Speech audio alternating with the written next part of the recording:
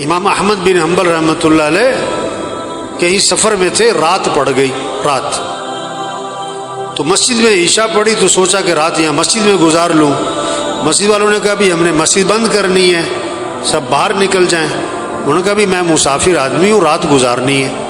اپنا تعارف نہیں کروایا میں کون ہوں۔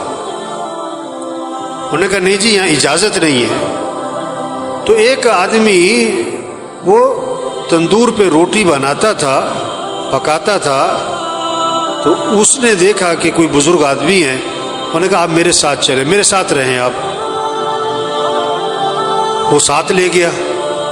اب اس کا چونکہ تندور کا کام آٹا گوندھ رہا ہے، استغفر اللہ استغفر اللہ استغفر اللہ، روٹی پکا رہا ہے، استغفر اللہ استغفر اللہ، اٹھ رہا ہے، بیٹھ رہا ہے، استغفر اللہ استغفار کی کثرت کر رہا ہے۔ اب امام صاحب بڑے حیران ہوئے کہ یہ بڑا عجیب آدمی، بہت استغفار کر رہا ہے، اس کی زبان پہ استغفار ہی استغفار۔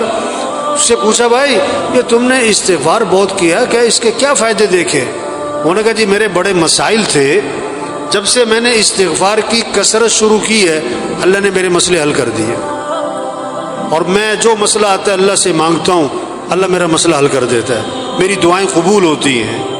استغفار کی میں نے یہ فائدہ دیکھا، میری دعائیں بڑی قبول ہوتی، میری ساری دعائیں قبول ہوئی، ایک دعا ابھی تک قبول نہیں ہوئی، باقی ساری قبول ہو گئی۔ وہ کون سی نہیں ہوئی بھائی؟ کہ میں نے نام سنا ہے کوئی امام احمد بن حنبل، بڑے اللہ والے، کوئی بزرگ آدمی ہیں، میں نے اللہ سے دعا مانگی کہ اللہ میری کبھی ان سے زیارت ملاقات تو کروا دے، میں ان کی زیارت کرنا چاہتا ہوں، یہ میں نے دعا مانگی، یہ ابھی تک قبول نہیں ہوئی، باقی ساری قبول ہو گئی ہیں۔ امام صاحب نے کہا اللہ کے بندے تیری وہ دعا بھی قبول ہو گئی، میں جو تیرے سامنے بیٹھا ہوں احمد بن حنبل ہی بیٹھا ہوں میں تیرے سامنے، اور مجھے لگتا یہ ہے یہ استغفار کی جو تیری کثرت ہے نا یہی مجھے کھینچ کے یہاں پر لے کر آئی ہے۔ ایک صحابی نکلے اور زور سے کہہ رہے ہیں واہ ذنوبا واہ ذنوبا، آئے میرے گناہ آئے میرے گناہ، میں تو ہلاک ہو گیا۔ آپ نے فرمایا کیا ہوا؟ کہ حضور میرے سے گناہ بہت ہو گئے، میں تو مارا گیا۔ آپ نے فرمایا کہو اللہم ان مغفرتک اوسع من ذنوبی ورحمتک ارجع عندی من عملی، اے اللہ بے شک میرے گناہ بہت زیادہ ہیں لیکن تیری جو مغفرت ہے نا وہ میرے گناہوں سے بھی زیادہ وسیع ہے، اور مجھے اپنے عمل کا کوئی آسرا نہیں، مجھے تو تیری رحمت ہی کا آسرا ہے۔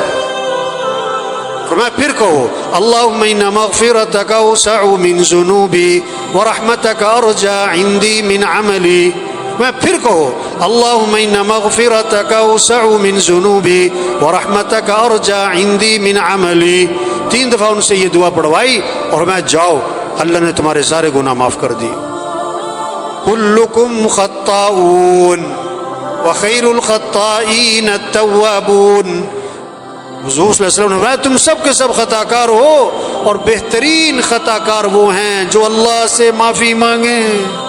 فقلت استغفروا ربکم انه كان غفارا يرسل السماء عليكم مدرارا ويمددكم بأموال وبنين ويجعل لكم جنات ويجعل لكم أنهارا۔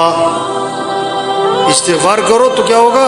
ایک تو اللہ گناہ معاف کر دیں گے، اور پھر اللہ بارشیں دیں گے، اور اللہ تمہاری مدد کریں گے، مال بھی دیں گے، مال اولاد بھی دیں گے، بیٹے دیں گے، اور اللہ نہروں میں برکت دیں گے، باغات میں برکت دیں گے۔ یہ اللہ کے وعدے ہیں۔ ہمارے مسئلوں کا حل حکومتوں کا بدلنا نہیں ہے، ہمارے مسئلوں کا حل مال کی کثرت نہیں ہے، ہمارے مسئلوں کا حل اسباب کی کثرت نہیں ہے، ہمارے مسئلوں کا حل استغفار ہے، اللہ سے معافی مانگنا ہے، اللہ کے سامنے گڑ گڑانا ہے، اللہ کے سامنے رونا ہے، اللہ کے سامنے تضرع زاری کرنا ہے۔ ہاں یہ ہمارے مسئلوں کا حل ہے، چھوٹے بڑے مسئلوں کا حل، انفرادی اجتماعی مسئلوں کا حل، غریبوں کے مالداروں کے مسئلوں کا حل، عوام کے حکمرانوں کے مسئلوں کا حل، استغفار استغفار، اللہ سے معافی مانگیں، توبہ کریں، اللہ کے سامنے روئیں، اللہ کے سامنے گڑ گڑائیں، اپنے گناہوں کو چھوڑیں، جو غلطی ہوئی اس پر ندامت ہو، آئندہ اس گناہ سے بچنے کا عزم ہو،